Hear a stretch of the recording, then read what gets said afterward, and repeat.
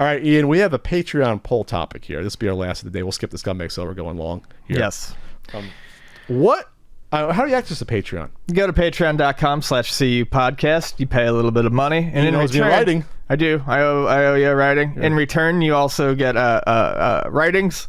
You get a hangout, which I think I'll be doing this week. Got to double check my schedule. You get the full video podcast, and you get this poll topic. So in third place, what video game should be turned to a Broadway musical? On the uptick, 22%. It's surviving. In second place, PC games that deserve a reboot/remake, 31%. And in first place, 47%. Ian, what do you want to happen to your collection if/when you die? I mean, I've thought about this, and I've also thought about it in terms of like my record collection as well. I would honestly immediately want Vani to keep any of the ones that she wanted. And if I left behind, a large amount of bills or something, sell them off. Just turn it into money. Get them into someone else's hands who would prefer to have them. If I'm dead, there's no reason for those to necessarily stick around. And I wouldn't want to, like I said, burden Vani with the with caretaking a large collection. So if there was anything that she wanted in there, I would tell her to, keep it and then get rid of it. If money wasn't like a particularly pressing issue, I would want people who knew me, who were my friends, who had interest in that stuff, to be able to come over and grab a couple things if they wanted to. Mementos or something like that. Can I have your Macho Man statue? You could, no. Fuck. I don't think you can have my Macho Man statue. That's going to be the one thing I want. That's going to be buried with me. God damn it. I don't think Vani would give you the Macho Man statue. I think she would keep that for herself. But it is something that I do think about. It's not meant to sound like overly negative, but we are living in weird times. There is a public health crisis going on. No one is invincible. And, more to the point, like I said with my records, I've been doing inventory on my records lately, and I've barely made a dent, and I've already realized that, holy shit, I have a lot of things the value up there that are worth money. I'm finding records that are worth $100, $200, $50. Sell them. I need the money. No, I mean, I don't. I just, okay. You bought those for cheap, a lot cheaper. Well, a lot of these records that I bought, yes, I bought them for what they were when they came out, and they've just appreciated. And vinyl's collecting still in the uptick? Yeah, people are still buying records like crazy. So, it's, I guess what I would say to people listening is, if you have a collection, Vani is good at knowing what video game stuff I have that might be worth something, because she's very into video games.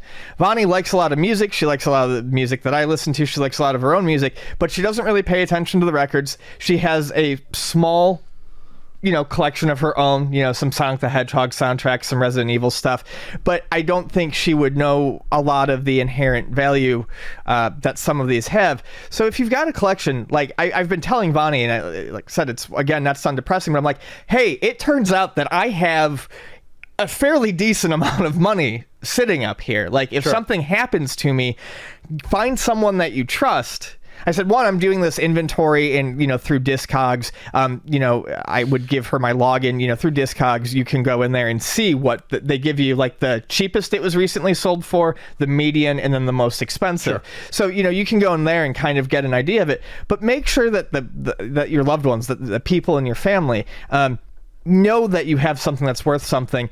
Let them have access to the database that gives them that. Google Drive is your friend. Yeah, like I said, and I keep meaning to, but I haven't. Like, I'm not expecting to go anywhere, but I'm going to give Vani my login for Discogs so that if anything ever happens to me, she can go through and see what these records should be roughly worth. Do you have a little Excel for your game collection?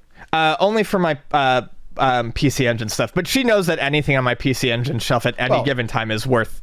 But you only own a few hundred games probably, right? I own about 150. So that's manageable. This is not, obviously. 180, I think. Okay, so that's manageable. Even if you like go price 180. Right, and like I said, none of the other stuff that I had that still fits. I don't really have anything that's highly valuable that's not PC Engine. Gotcha. I have a couple of Game Boy games. The NES ones are gone for the most part. Yeah, the NES ones are gone. I have a couple of Game Boy games that crack the $50 to $100 mark, but all of my video game value is in PC Engine. Gotcha. So, yeah, I think it's important to just make sure that you have some record, some database that, you know, family can easily access so that they don't get hosed. Yeah. I had this conversation with my sister and father, I want to say 3 months ago. I said to him, listen, because this is the reality.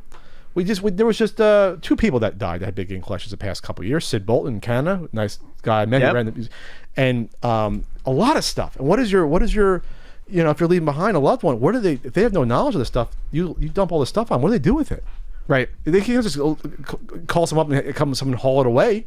Like, it'd be tough to do that unless you get pennies on the dollar for it. Exactly. You can find someone, bring a U-Haul, I'll pay you like, you know, $1,000 for $20,000 worth of things, but then you're screwing yourself and them potentially. And then there was that other one. I don't know if they passed. Remember the one in Jersey we talked about? There was the auction in Jersey. Yeah. At the person's house. Yep. And all the stuff they were selling.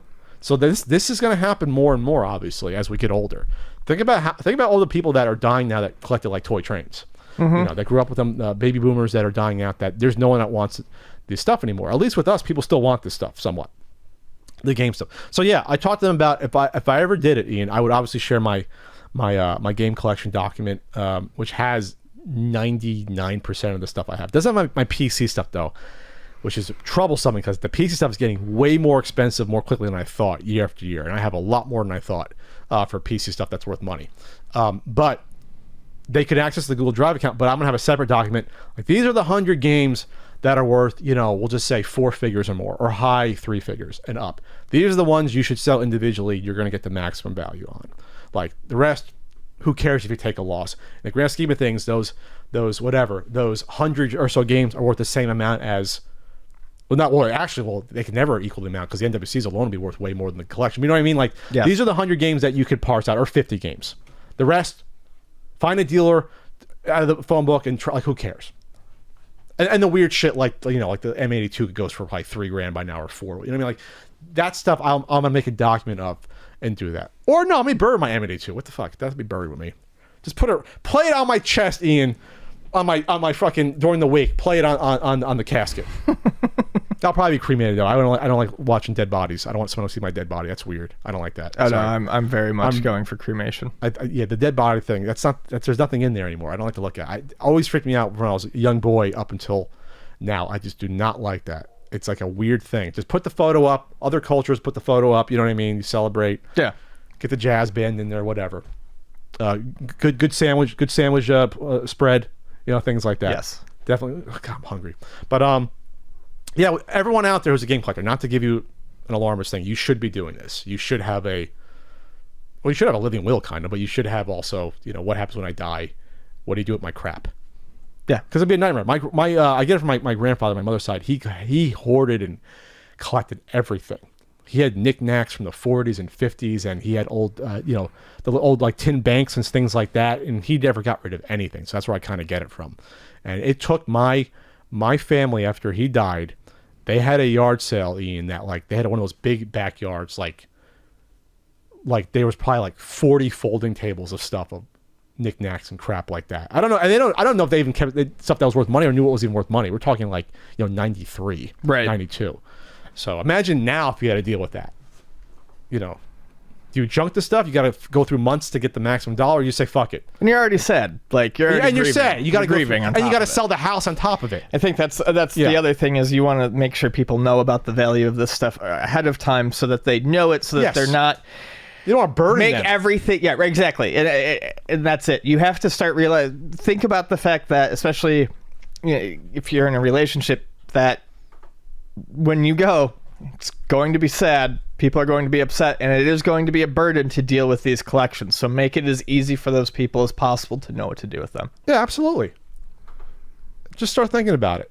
Like make it as easy as possible. Unless you don't like them. If you're a bunch of snot-nosed kids you don't like, make it as hard as you can. That's up to you. I'm not going to tell you what to do. Sure.